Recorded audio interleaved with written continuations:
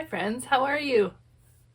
My name is Anna and I am the knitter behind the Bluebird box designs, and I am back so soon. It's only been 2 weeks since I last put up a podcast, and yeah, I don't have as much to talk about this time, but that just means it will be a quicker episode, which is probably good. I'm feeling a little bit under the weather. I have a sore throat and a bit of a cough, but I have warm water with lemon and some locally grown honey. So it's quite delicious, and that's usually my go-to when I'm feeling a little bit sick in my respiratory system. So yeah, let's get to it.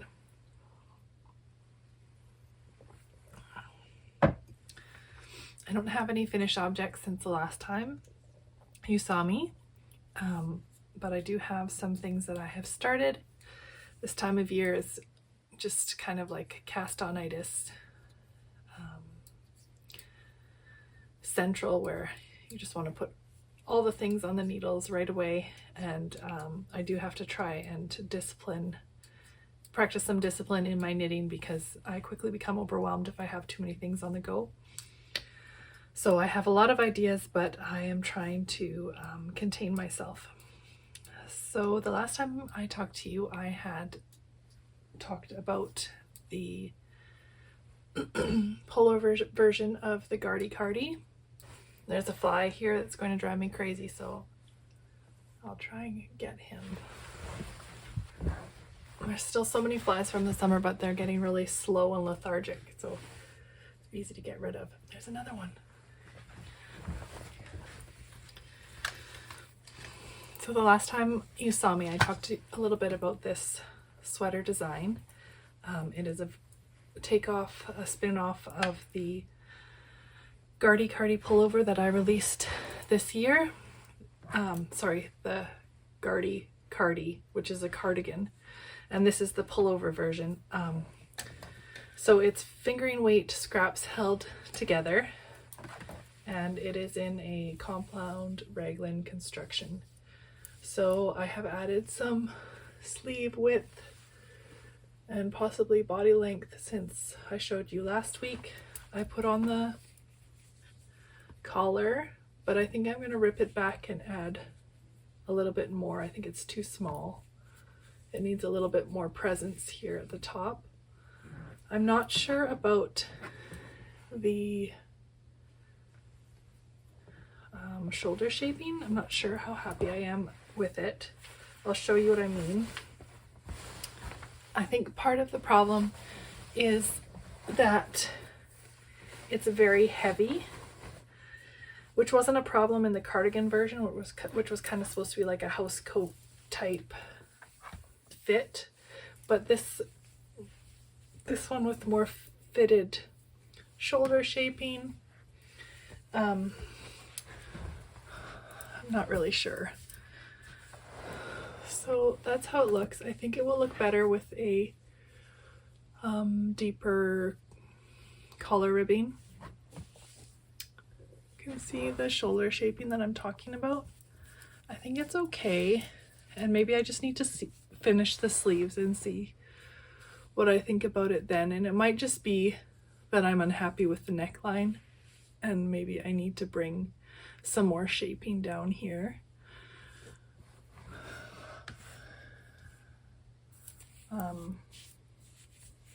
Yeah, so length needs to be added to both sleeves and body. I'm working the sleeves kind of simultaneously, where I take turns in between them.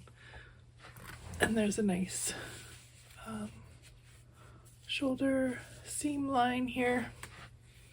So I'm thinking contrasting color, so the opposite end of the spectrum of my lightest scraps, and then down here I might pick the lightest color to do the ribbing at the bottom. I now only have this color left, so I either have to buy more yarn to transition to a darker color, or I do have another skein of this color, which I can grab. So I have an entire skein of this, which is what I've finished on here. So I can see how far that makes it for both color, for body and sleeves. And then I also have a skein of one of the lightest colors. So this is Smash Knits out of Manitoba. And this one is Whisper, and this one is Terra Nova. Yeah. I think that's all. It doesn't feel actually that heavy when I wear it. I thought it was kind of heavier than that. So maybe it's okay. Maybe I just have to keep going with it. Sometimes I get into these moods towards the end of a project where I had something in mind and the design isn't meeting that exactly. And then I get not frustrated, not discouraged, but I just kind of like lose my excitement. and then I stop working on it. Yeah, this is all in reverse stockinette, except for these raglan seams. But you work the majority of it inside out, so that you are actually not purling at all. You're just knitting the entire body and sleeves and changing colors. So it's not too much to think about once you're done the shoulder shaping sections. Last time I had talked about designing a cabled garment in this yarn, which is a worsted weight, smooth 100% wool yarn, which would be excellent for cables. Has really great stitch definition in that yarn. But first I had an idea of just some knit and purl stitch patterns, a sweater in that. So I did this swatch, but I'm actually not too thrilled with how this looks. I wasn't super keen on it. Plus there are a lot of popular designers that are doing this kind of like fisherman's sweater and just knit and pearls. This has some floats that are picked up this section here. So I don't really want to do what other people are doing, and I don't want people to think that I'm just going along with the trend. And so if I'm not in love with it, I'm not going to pursue it. So I will swatch some cables and see if I feel better about those swatches. I haven't done much on my baby blanket since you saw it.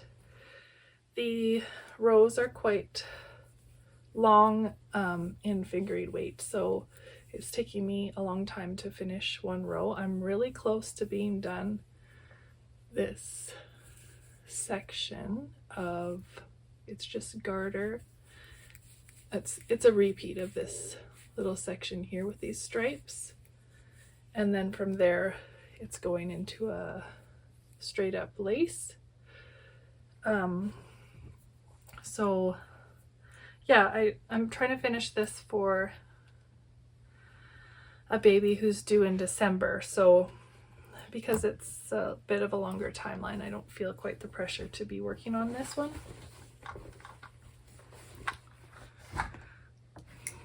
Finally, I've started and made some really good headway into a design using an unspun cake. Not just one of these, but unspun cakes of this kind of roving yarn has no spin to it. You're probably familiar with this. A lot of people have been knitting with it in the last 4 or so years. It's just yeah, it's like midway through the process of spinning yarn. That's what makes this roving. And usually you would, if you're making yarn, you'd twist this with a machine or by hand if you're a spinner. And then you would ply these strands together after they've been twisted to make a yarn. So to use this is not very strong.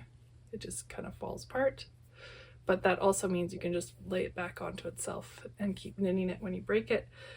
And if you hold it together with a mohair, it makes a cohesive, strong fabric once it's been washed. So these are some swatches I did with it. I was trying out some different mohair colors to see which one I preferred.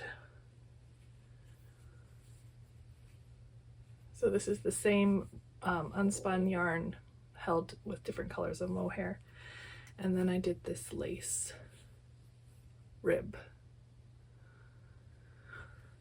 So I am currently working on a cardigan with this yarn.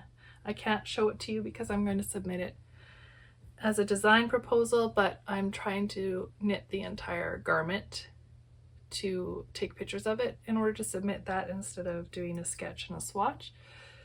And then that also means at that point, if it is not accepted, I can immediately have it tested.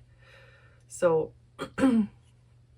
this magazine requires you to tech edit and test your own designs that they have accepted. So it won't be hurting me to get that process started. And while I'm waiting to hear if it's been submitted, I can get it tech edited, and I could even start test knitting it if I kept the test knit secret. So I can't show you exactly what I'm thinking of, but I have done a fair amount of the garment, so I'll just kind of show you the pile. It is knit at 13 stitches per 4 inches or 10 centimeters, which is a very large stitch gauge. So you can see in the swatch that the stitches look very big, and they are, and means it's knitting very quickly. I have not designed anything in a larger gauge than 20 stitches per 4 inches in at least a year, probably more than that. So it's been a really nice change. The only problem is that I've had to rip it back a few times because I wasn't quite happy with it.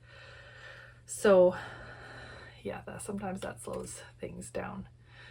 But it is knitting up pretty quickly, and I just started it like 5 days ago, so I should be able to get it done within a week. And yeah, so unfortunately I won't be able to show that to you, but hopefully soon I'll be able to show you the finished object. Well, actually not hopefully soon. Hopefully it gets accepted, which means that you wouldn't see the finished object until next year. But oh, these flies.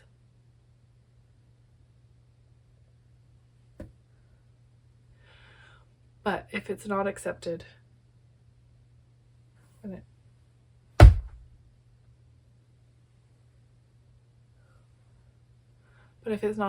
it shouldn't be very long till I can show you.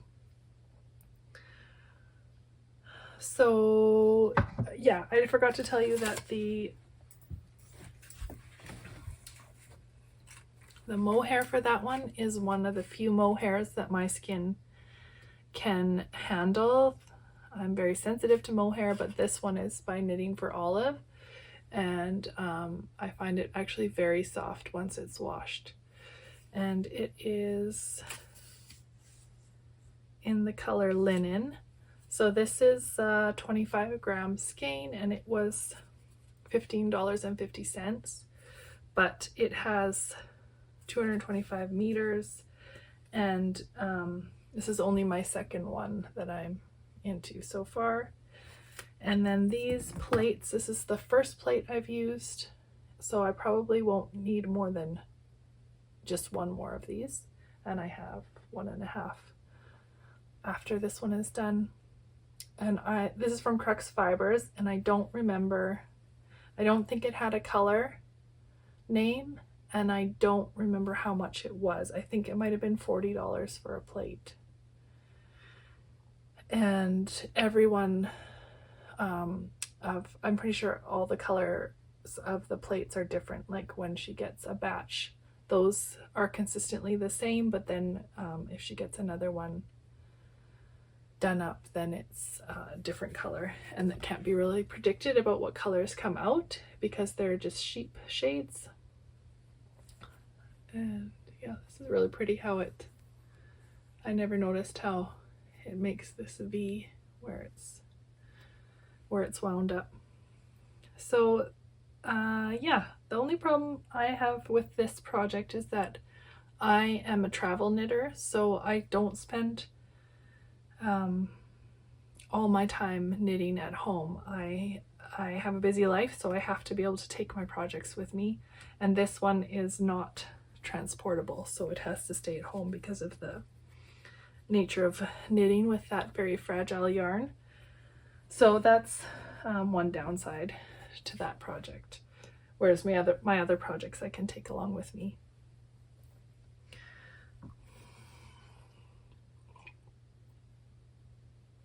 For plans and dreams, I will talk a little bit more about that in acquisitions, but I have been recently thinking that I need to stop knitting and designing such large items.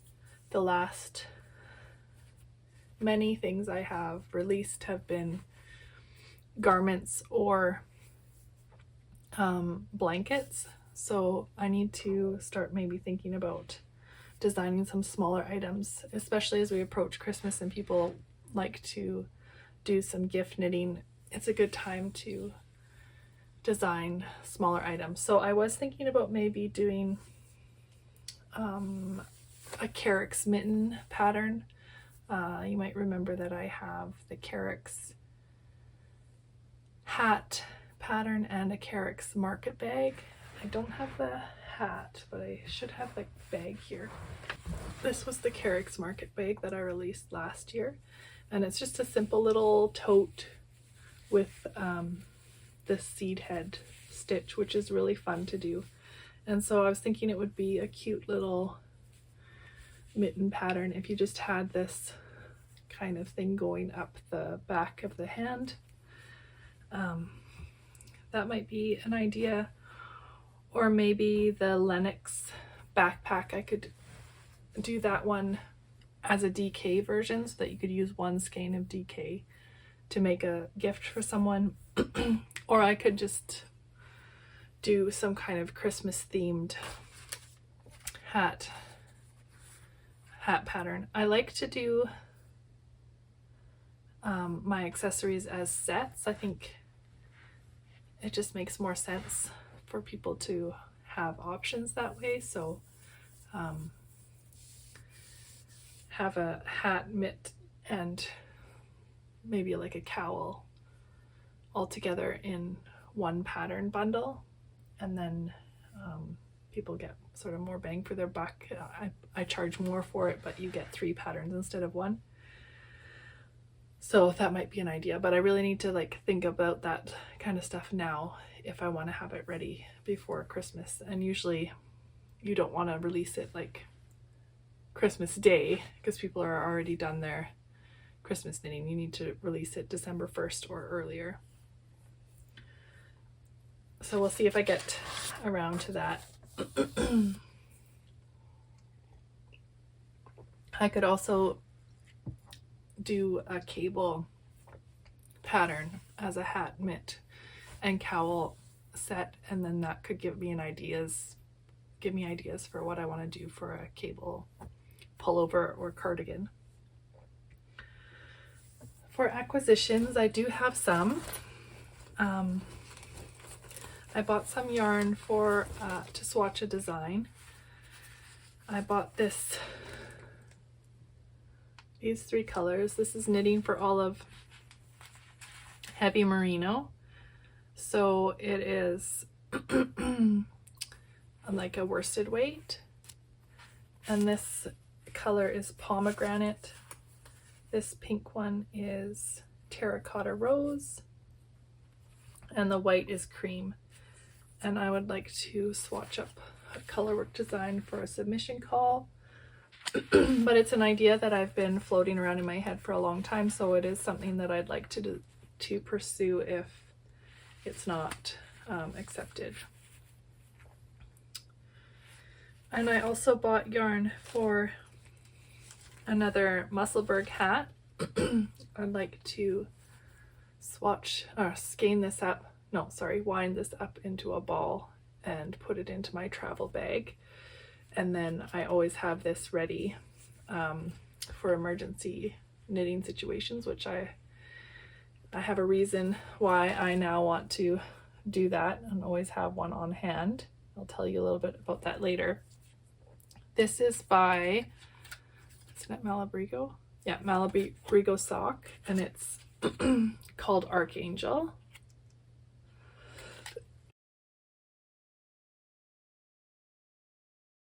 Sorry, goodness.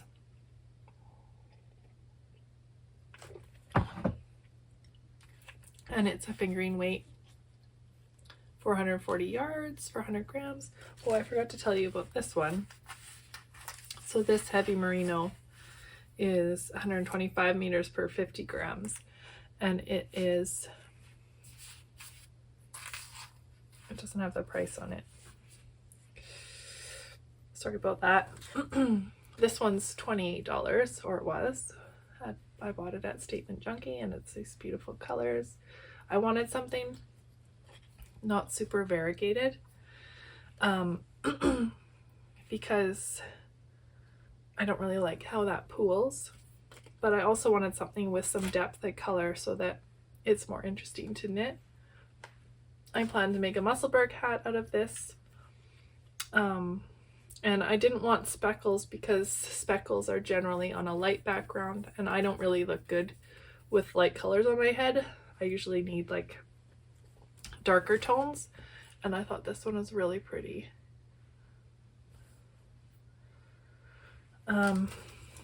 And I bought a set of Chai-Gu needles. This is a 32-inch red lace fixed circular, and these I bought because I want them just to be my Musselburgh hat needles. So I always have them.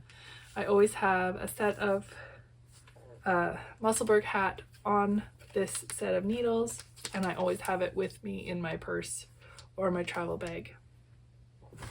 This is a 3mm. That's usually what I do the Musselburgh on, and it was $17 for these needles, so those will go together.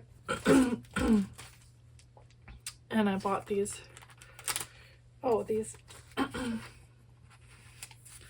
found the price tag. This is $13.50. This 50-gram skein from Statement Junkie. And this is some stitch stoppers, cute little bicycles. You stick them on the end of your needle and then your stitches don't all fall off, which is something that I have been wanting for a while. I typically just take an elastic band and wrap my two needles together, which is fine if you have like a amount of stitches that can go in a circle like that, but sometimes it doesn't really work out that well. Jeez, this flies. It was very cold last night. I don't think it frosted here, but it was 2 degrees this morning, and now it seems like those kinds of days are very, very well. Usually it frosts when it's clear. So if it frosts in the morning, that means it's a clear day, so then the sun comes out and it's really warm. And then the flies wake up because the sun is out. And then I just bought another set of 3mm needles because I usually don't have enough of that size. So that's all my acquisitions and my plans for them.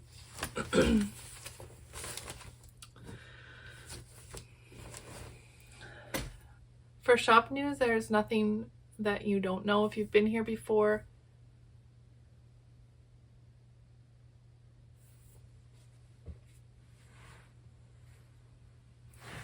For shop news, there's nothing you don't know if you've been here before. The Brooklyn tweed yoked sweater is coming out in October, so watch for that. Pretty much it. I really need to get some designs into testing.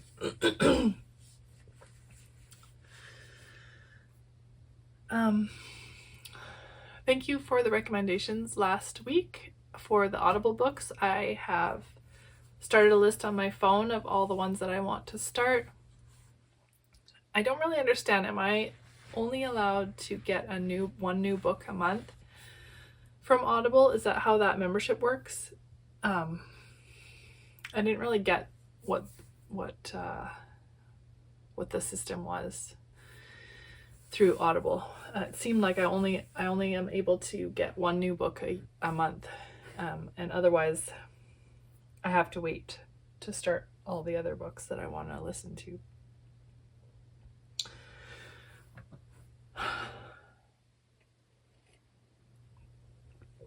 Okay, so the story of why I want to have a Musselburgh hat with me at all times is that over the past weekend, my son had his first volleyball tournament. It was his first set of games at all on the volleyball team. He made the senior team this year, and he is super excited to be on that team. So anyway, he got hurt in the second game of the tournament.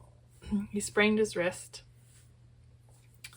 So my in-laws happened to be staying with us, so they took the rest of the kids home so that both my husband and I were able to take him to emergency. So we went to the emergency room at the nearby hospital, and that I know that hospital is bad. Every time I use that emergency room, I swear I'm never going to use it again, but I was pretty sure it was the only hospital nearby or within 50 kilometers that had an x-ray tech on call. So we got there was nobody else there. I was like, well, maybe it won't be so bad. Nobody else in triage, nobody else in the waiting room. But we ended up having to wait 7 hours in order for him to get x-rayed and have a splint put on. So the worst part about it for me, because my son was pretty much fine and we knew he would get help, but the worst part was that I had no knitting with me, and we were 30 kilometers from my home, and it was late at night. We didn't get home till 2 a.m. So there was no way for me to get a hold of knitting. So not only was I in ER for 7 hours, I was in ER with no knitting. And as a knitter, I'm sure you can relate how painful that is. It actually didn't go as slowly as it could have, but from now on, I'm just going to keep a Musselburgh hat in my purse at all times, so I always have something. I probably could have finished this unspun sweater if I had it with me. So that was quite sad and a little inconvenient, but all is well, and he's healing well, and he should be able to have his splint off in the next few days. So not too much harm done. And yes, we have had quite the little stint with hospital visits lately. There was a period of time in my life where it seemed like we went to the hospital every month, and not just the hospital, like we used the ambulance or went to ER every month. But now that my kids are older, it seems like we're not so much in that crisis mode all the time, but recently we have been visiting the hospital a few too many times.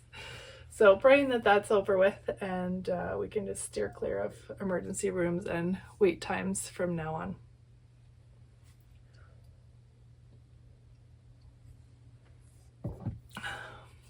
Well, that's it for this time. Thanks for being here. Thanks for bearing with my throat and my fly wars.